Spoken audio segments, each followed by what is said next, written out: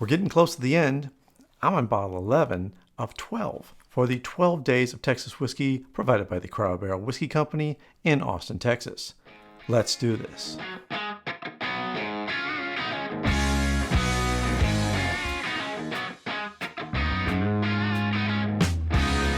Welcome to Whisky Riffs.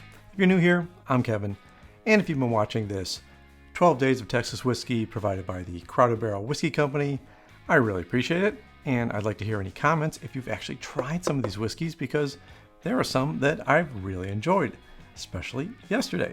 So I'm really looking forward to what day 11 could give me, and I'm going to dig into this box right now, pull out that bottle, and see where we are. There we go. We have day 11. Let's get the box out of the way so we have room for drinking. Today we have a straight bourbon whiskey from the TahWahKaro Distilling Company. This is bottled at 125.1 proof, 62.55% ABV, and as usual, a lovely 50 milliliter bottle provided by the Whiskey Tribe and the good people over at the Crowder Barrel Whiskey Company. Let me go ahead and get this poured in here. As with every other day on this Texas whiskey experience, this is a nice dark glass of whiskey, which is because 2 years in an oak cask in Texas, where it gets very hot and very cold, is really going to give you a lot of color. And as you can see, this one is no disappointment either. Since it's a straight bourbon whiskey, that means we have at least 51% corn. It also means it's spent at least 2 years in a new oak charred barrel. That means we can kind of get a baseline of tastes that are going to come out of this glass. Let me go ahead and start with the nose and see where that gets us. This has a lot of alcohol burn on the nose, which I guess makes sense. It's 125.1 proof. There's no getting away from a little bit of alcohol burn here. Definitely can get the corn notes and the sweetness. Some vegetal notes up there too, which is a little surprising. And I'm getting a little bit of a cherry note, which is kind of nice. Yeah, there's a nice sweet edge to there once you get rid of the alcohol burn. Getting sweeter with every dip back into the glass. Yeah, that's really nice. Very sweet, very cherry. I think the taste might be good on this one. Let's find out. Very nice. Very nice. Ooh, I'm liking that. Really lovely bourbon flavors. There's some sweetness there. A little bit of a buttery note too. And the finish is pretty long. That's a really nice finish. The wood spice isn't overpowering like some of them have been.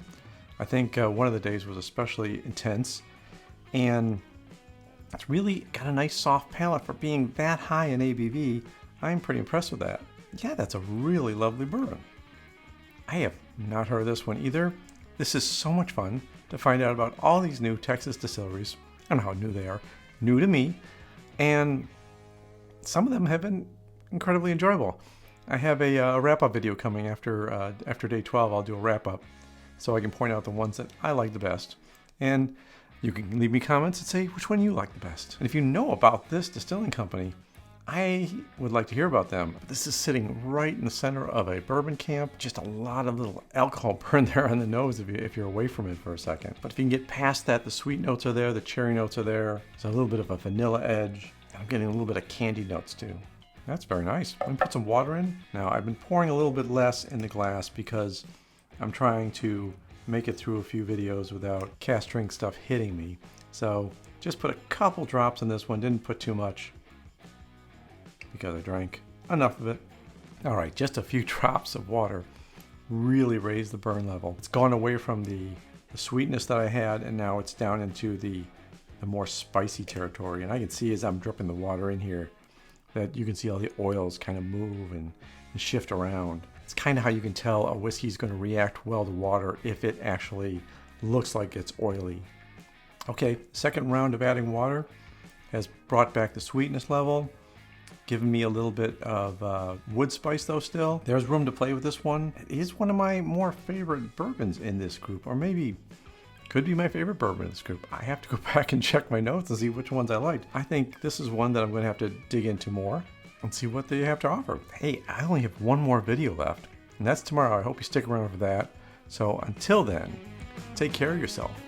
Take care of those people around you, and cheers.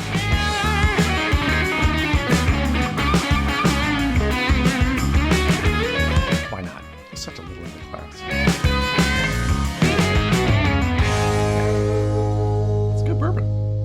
like that.